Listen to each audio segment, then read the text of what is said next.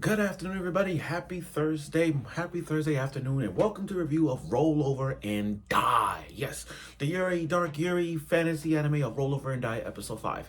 Now, last week was one of those Resident Evil biohazard, bioorganic weapons, Albert Wesker type vibe of the mentioned Resident Evil. Last week, I did say that because it was kind of like a Resident Evil vibe. If you go back to the first classic of Resident Evil, you had the whole mention incident, and they got those bioorganic weapons down at the cell, down at the house, with the tyrant, the sharks, the liquor, and all those bioorganic weapons. That's what the church was doing. Kind of like the Umbrella Corporation. There, sum it up. The Umbrella Corporation. And Flum put a lot of work in this, and Sarah put a lot of fight.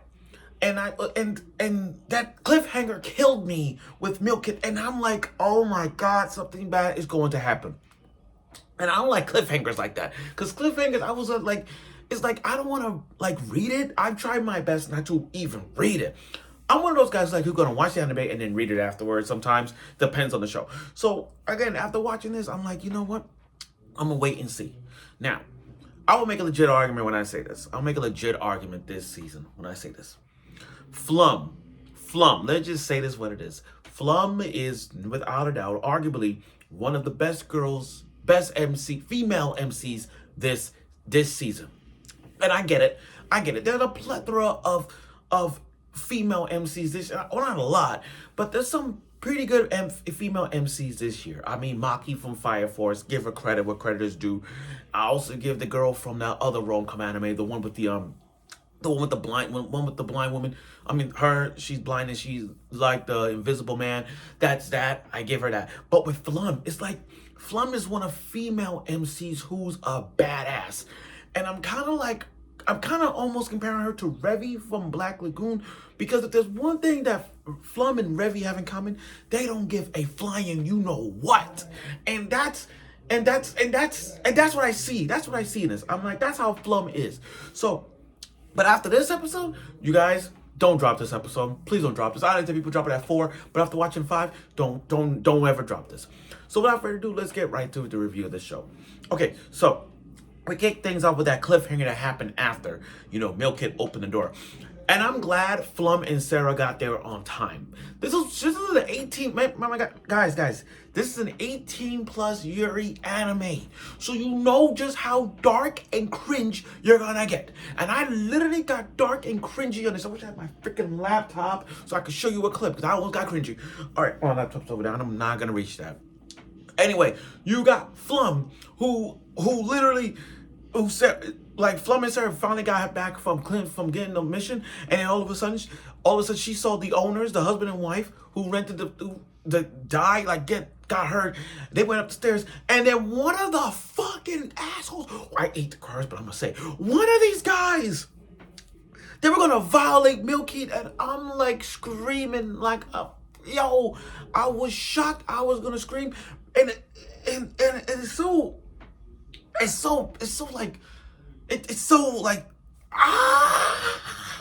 like I legit want to scream loud, but I can't scream loud. But my point is, that was the point. That was and Flum did not give two shits. Flum did not give two shits. She literally came into that room, saw that guy about to violate Milk It, and then literally she killed that guy. And then it was the other guy he was gonna kill. And then Sarah, I give Sarah credit. She literally helped out the two owners. She helped out the husband, the older couple, and she healed them. That's fine. That's fine with me. That is fine with me. But then what happened with that other bandit? Stabbed the other bandit. Stabbed Flum in the neck. She's like, I don't care if I stab, I'm gonna kill you. Can I borrow something just to prove a point? Oh my God, I need to borrow something. But she literally stabbed him like while she's getting stabbed in the neck. She stabbed that guy. Didn't care about a piece. Didn't care about a second chance. Didn't care about this. To her, it's like, you hurt Milky, you hurt my girl. I'm gonna break you, bitch. You hear me? I'm gonna kill you. And she killed that guy. And look, this is why I love Flum. Flum is a good female MC at this point, because she's like, don't screw them. They deserve to die. You know what I mean? You know what I mean? She's like, screw them. They deserve to die. Like, screw them. I don't care. They deserve to die. I don't care. I don't care. Now, she comes in and take care of Milk Kid. Now, at that scene where she was about to get assaulted by the one of the bandits, I feel like, Milk Kid has already lost hope. Like, there's no emotion, not screaming anything. She's like, it was okay for her to give out. But I just see, like, oh my God, it was just sad to see it. Flum felt bad that she weren't there for Milk Kid, and Flum, it's very sad. It's very, very sad to see. Like, I don't know parts of it. It was, but again, seeing that scene where Flum was crying, it's like Flum wanted Milk Kid to be open, not just a bland, regular person talking random. Because again, Milk Kid never had emotions. Not showing emotions, how she feels or whatnot. And Flum wanted her to be open. Flum wanted her to be open. She wanted her to be just express what you feel, express how you are feeling. Express how you are feeling. That's the message that Flum wanted Milk Kid to do. Okay, now here's the thing. I understand Sarah is a priest. I understand. I am not knocking off shades at that decision. I'm not. It's just the owner told Sarah, why you want to give a burial site to these scoundrels? That what they did? Like, come on. After what they did, they stabbed. Like, you understand, these bad guys, these guys stabbed the owner, stabbed the wife, stabbed the couple, and then almost violated Milk Kid at the process. And no one tried to kill Flum. And you want to give a burial site to these two assholes? Really? That's why I'm like. That's why Flum was like, screw them, because in the world that they're in, the humans are a disgrace.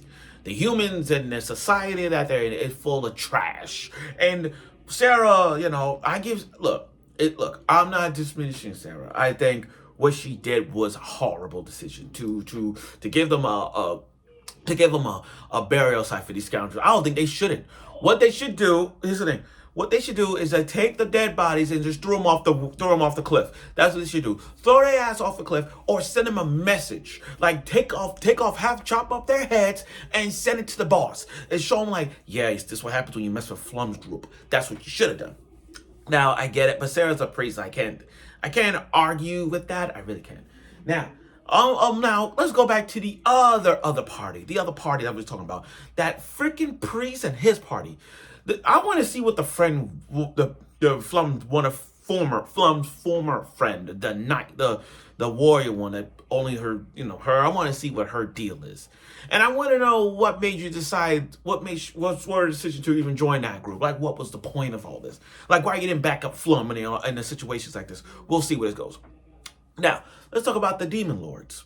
The Demon Lords had this black and white screen. I'm like, is it my laptop? But everything was like so dark, black, white, grayish vibe. And we got to see Negros and her brothers and his sister, And I watched that scene and I said to myself, they're not bad people. Like, I don't think they're bad people. See, when it comes to fantasy animes, it's rare to see the demons being the good guys and the humans not the bad guys. I mean, the humans the bad guys. You know what I mean? Normally, sometimes when it comes to fantasy animes, it's always the demons that's bad. But in the society that they're in this roll over and die world, the demons are mostly the good people, and it's interesting. But that's kind of rare. But after doing everything they can, after Flum and Milk Kid, Sarah, after having the flowers and help this guy restore before his wife, though, you get best rewards. You get the greatest reward ever, and the greatest reward they have is a house. And I love it because of the fact that you have to think about what they went from. They went from a jail cell to like a hotel, from like a hotel room, to now, after earning their rewards, they got a house. There's always a good reward when you help out a good deed, when you do a good deed. And we got to see that. They got a new home, nothing much to do with us. And then it's like, as soon as they go upstairs, they see Eterna, the blue-haired girl that was with the former party. Now, here's the thing though. I do find some parties to be like, do I trust her or not? With Eterna, is like, I trust her. I trust her because one, she didn't know that John, that's his name, John, was gonna make Sarah into a slave and sold her out. See, she didn't know that, so I get why. I don't blame her. It's not like she was on his side. She was like, she had no control of it. She had no vote in this. It was like John voted her out the party by himself, and Eterna had nothing to do with it. She had nothing to do with it, which is why last week there was some friction going on. But again, I trust Eterna. I don't think Eterna's a bad person. I don't think Eterna did nothing wrong. I don't think Eterna had nothing to do with it. It was just Gian is controlling the party. And as a result of that, Eterna just like, screw you, Gian. I'm out. I'm going on my own path. And we got to see her with Sarah. We got to see her with Flum and Milkhead. And what's great about this is that Eterna got an antidote, a cure to make Milkhead's skin look ravishing, look brand new. And I do like, that's a good friend. That's a good friend. I trust Eterna. I trust Eterna. So, but again, this episode was kind of like, this episode went from a cringy moment to like a satisfying revenge to a happy ending. It's like they deserve it. That was good. It got cringy, but it got deserving was good, and like all the rewards was good. The good rewards that happened with this episode was that Flum killed 2 people, which I'm happy for, and the fact that she finally got an award for her and Milk to have a house to themselves, and that it was a beautiful thing. It was a beautiful thing. Happy. It was a very, very, very good moment to see. So thank you for watching my review of the show. I look forward for next week's episode of Roll Over and Die, and I can't wait to see you soon.